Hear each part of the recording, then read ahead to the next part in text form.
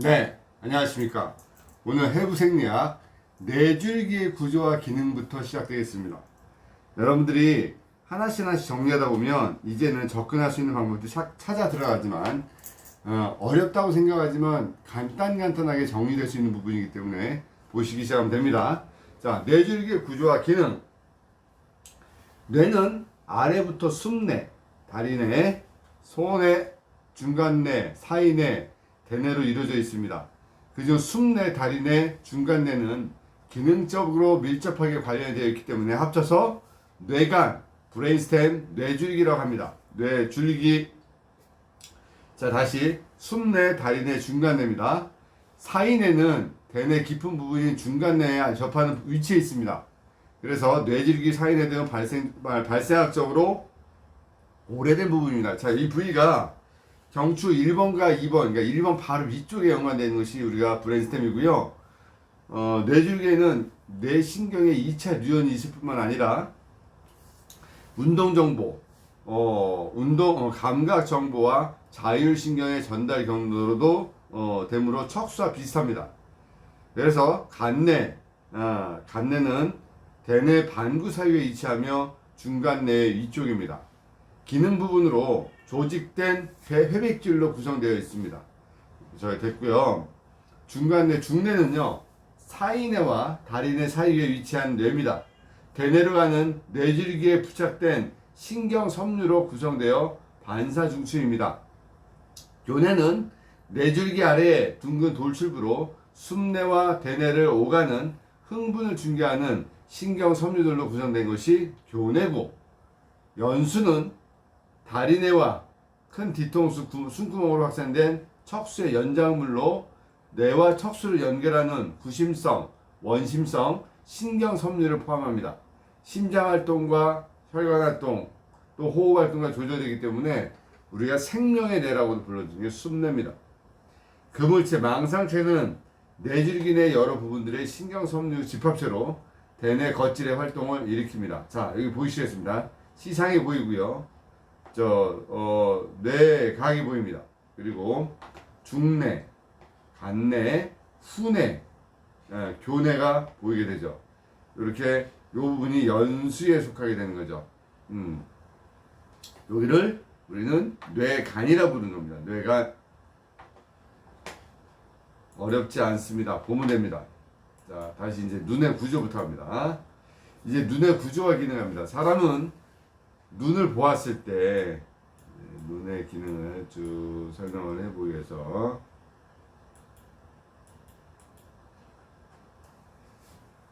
눈을 보았을 때 눈에 보이는 것은 눈의 아주 일부분에 불과하다는 거죠.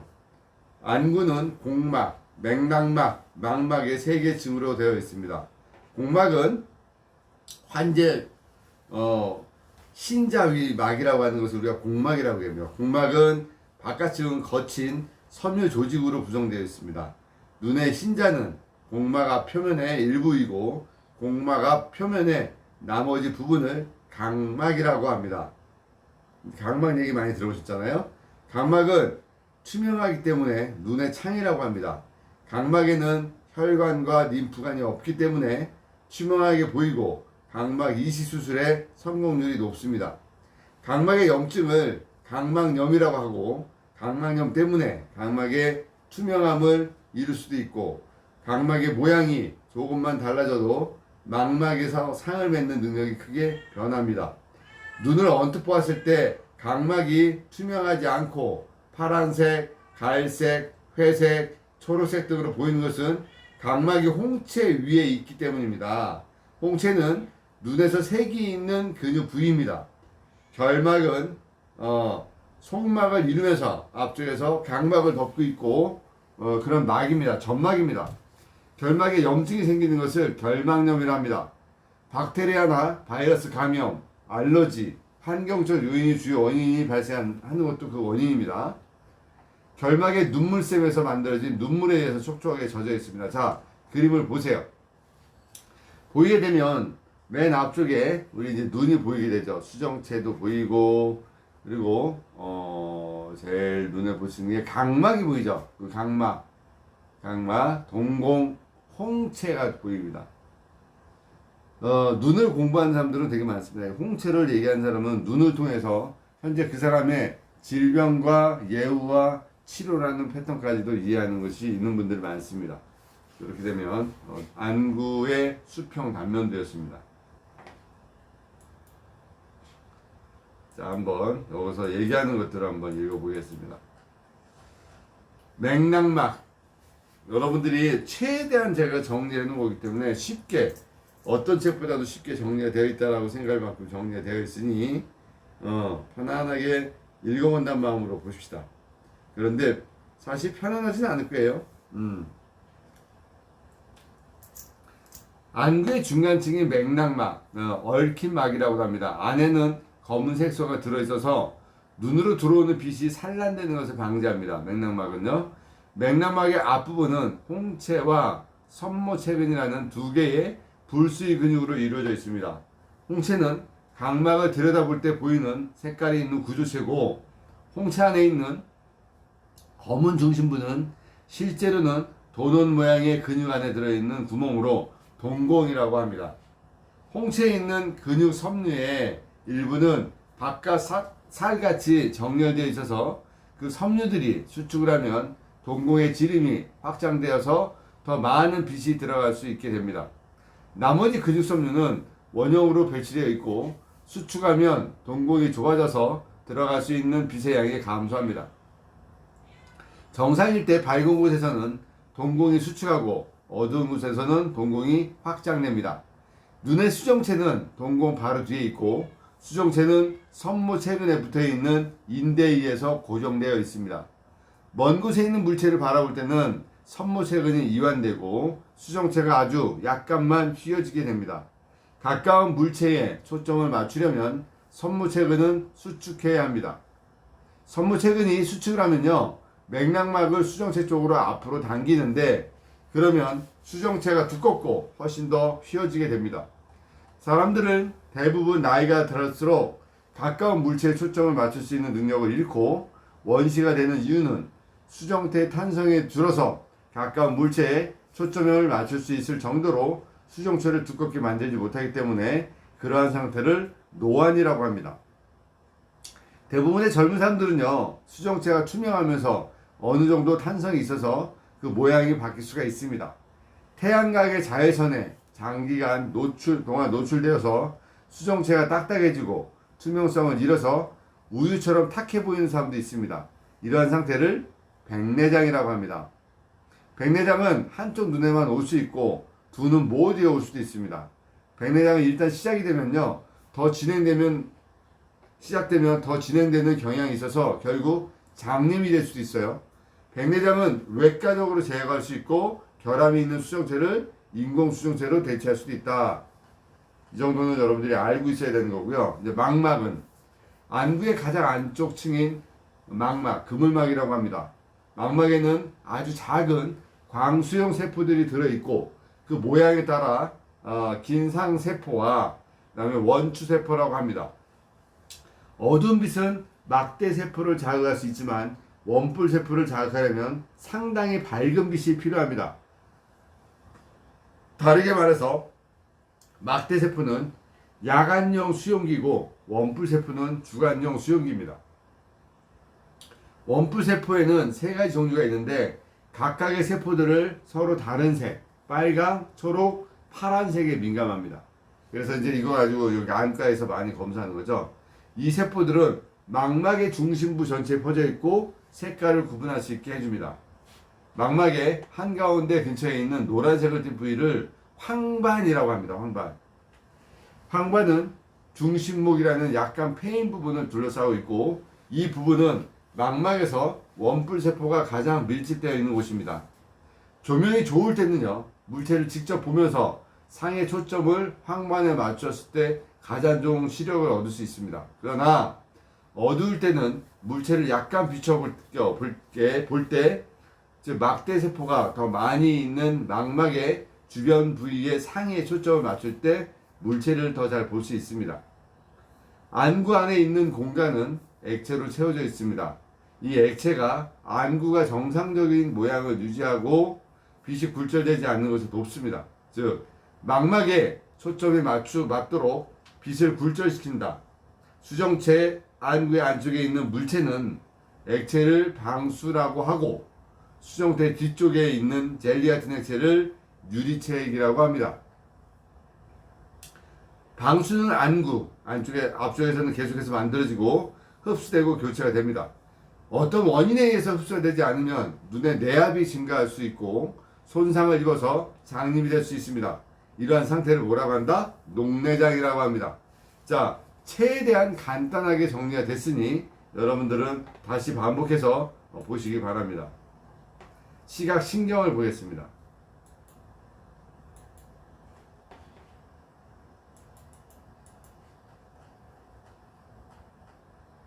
시각을 뇌로 전도하는 감각신경을 망막의 신경절 세포에서 시작되는 신경 섬유 다발로 안구의 시각신경 원판에서 시작해서 안과 안쪽에 시신경을 지나서 두 개 속으로 들어갑니다.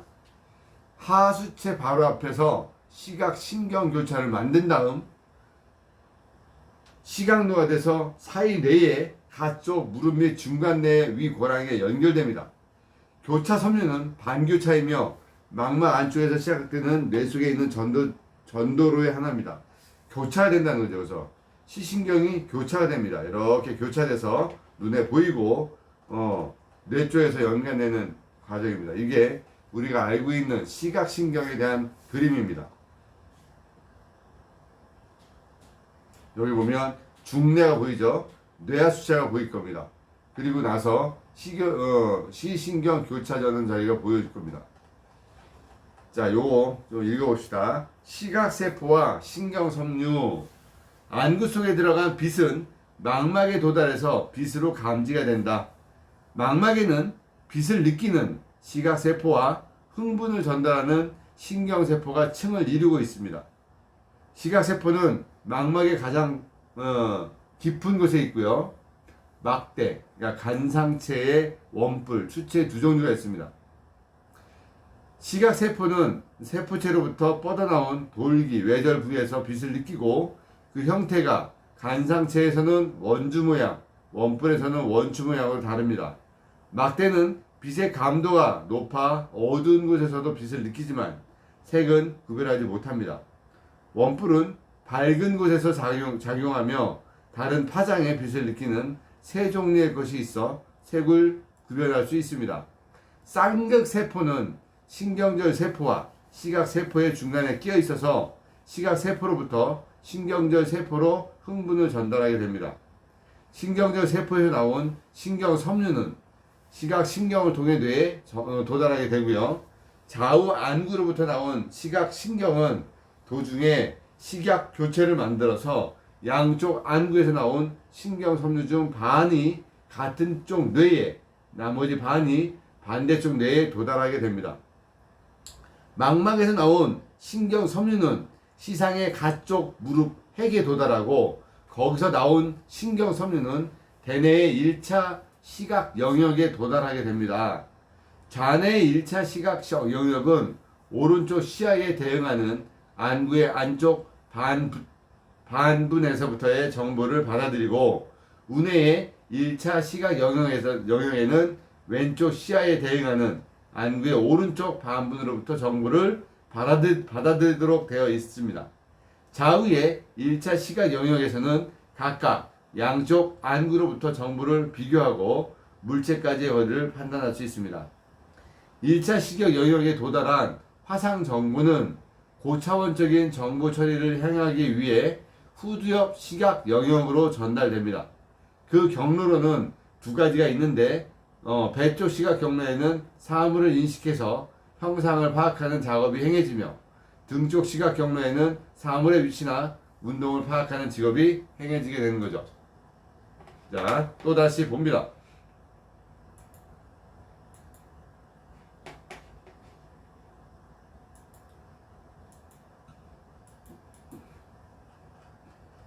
시각 경로입니다. 빛은 시각을 일으키는 자극입니다. 빛이 동공을 통해서 눈으로 들어간 다음 망막에 초점을 맺히도록 굴절하게 되죠. 굴절은 빛이 망막에 도달하기 위해서 각막, 방수, 수정체, 유리체를 통과하면서 이루어지게 됩니다. 망막의 가장 안쪽 층에는 막대세포와 원뿔세포가 있는데 이들의 눈의 광수용 세포입니다. 이들 세포는 빛 자극에 반응을 해서 신경 임펄스를 만들어냅니다.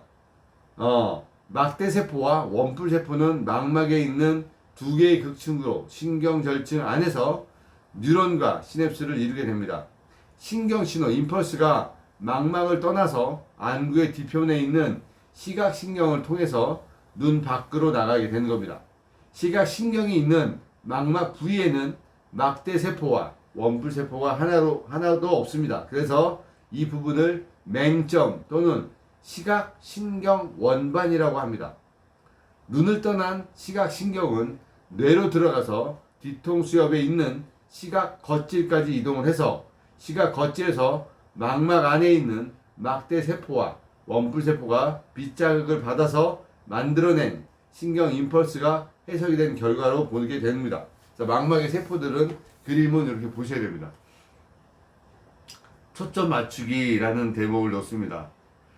좋은 시력을 갖기 위해서는 망막 위에 선명한 상을 맺히도록 초점을 맞추는 것이 필수적입니다. 정상적인 눈 A에서는요, 빛이 눈으로 들어간 다음 초점이 잡혀서 망막 위에서 뒤집힌 상을 선명하게 맺습니다. 뇌가 지각을 할 때 뒤집힌 상을 똑바로 세우는 것이 아주 쉽지만 선명하게 초점이 잡히지 못한 상을 똑똑하게 인식하지는 못합니다. 눈이 늘어지면 상을 망막 위에서 맺지 못하고 약간 앞에 맺게 됩니다. 그러면 망막에서 흐릿한 상을 받아들일 수밖에 없습니다. 이러한 상태를 근시라고 하고 콘택트 렌즈, 안경 또는 굴절 교정 수술을 이용해서 교정할 수 있습니다. 눈이 정상으로 짧으면 상이 망막 뒤에 생기기 때문에 흐릿한 상을 만듭니다. 이러한 상을 원시라고 합니다. 렌즈를 사용하거나 수술해서 교정할 수 있습니다. 난시는 눈이 비정상적인 상태에서 시야가 흐릿하게 보이는 것이므로 수정체의 구비가 불규칙해서 생깁니다. 난시는 교정을 잘해야 됩니다.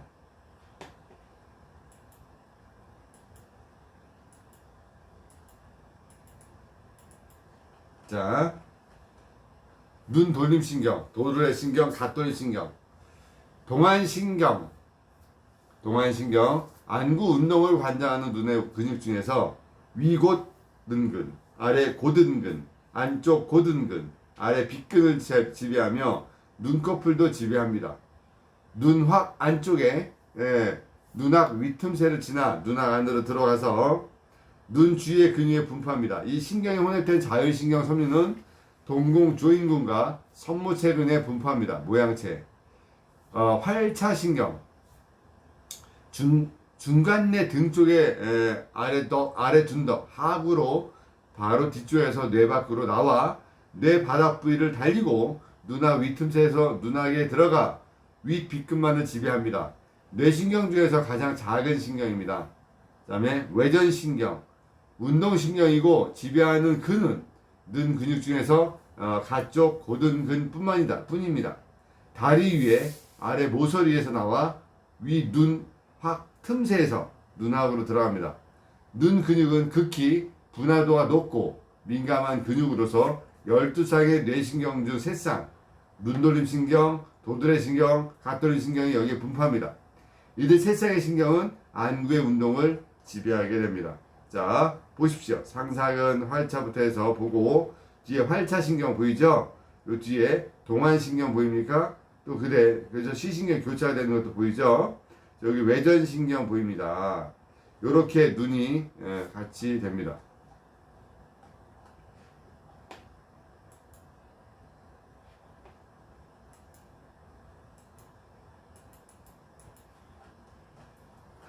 자, 3차 신경입니다.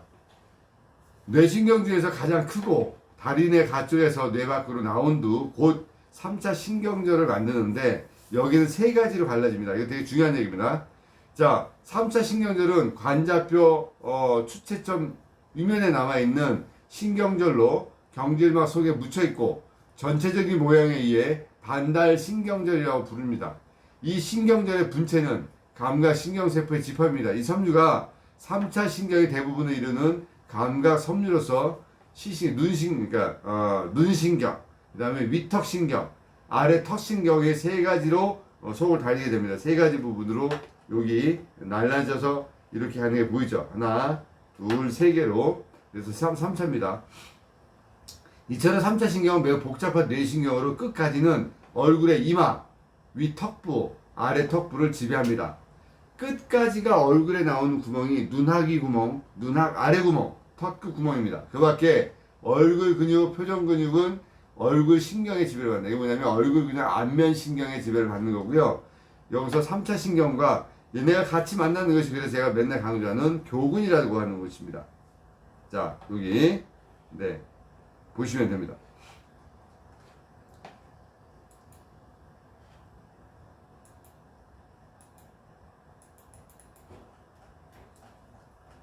귀의 구조와 기능합니다. 귀는 듣는 것 외에도 평형과 균형의 감각기관 역할도 합니다. 듣기와 평형 감각에 수용하는 수용기들을 활성화시키는 자극은 기계적 자극을 하므로 기계 수용기라고도 합니다. 소리의 진동과 체액의 움직임을 포함하는 물리적인 힘이 기계 수용기가 임펄스를 만들기 시작하게 하고 신경 임펄스는 최종적으로 소리 또는 평형으로 지각이 됩니다. 귀의 대부분과 가장 중요한 기능적 부위들은 관자뼈 안쪽 깊숙이 숨겨져 있어서 눈으로 보이지 않습니다. 바깥귀는 귓바퀴가 바깥귀 길의 두 부분으로 나누어집니다. 귓바퀴는 머리 옆쪽으로 나와 있는 부속물로서 바깥귀 길로 둘러싸여 있고 바깥귀 길은 약 2.5cm 길이의 굴곡을 이루는 관 모양으로 관자뼈까지 뻗어나가서 고막에서 끝이 납니다. 고막은 바깥귀와 가운데 귀를 나눕니다. 바깥귀 길, 특히 바깥쪽 3분의 1 피부에는 짧은 털과 귀지샘이 많이 있고 귀지샘에는 귀지가 끈적거리는 물질을 분비하는데 귀지가 귓길에 쌓이면 음파의 통로를 막고 음파를 흡수하기 때문에 듣는 데 지장이 생깁니다. 바깥 귀기를 통과하는 음파가 고막을 두드리면 고막이 진동하게 되는 거죠. 가운데 귀.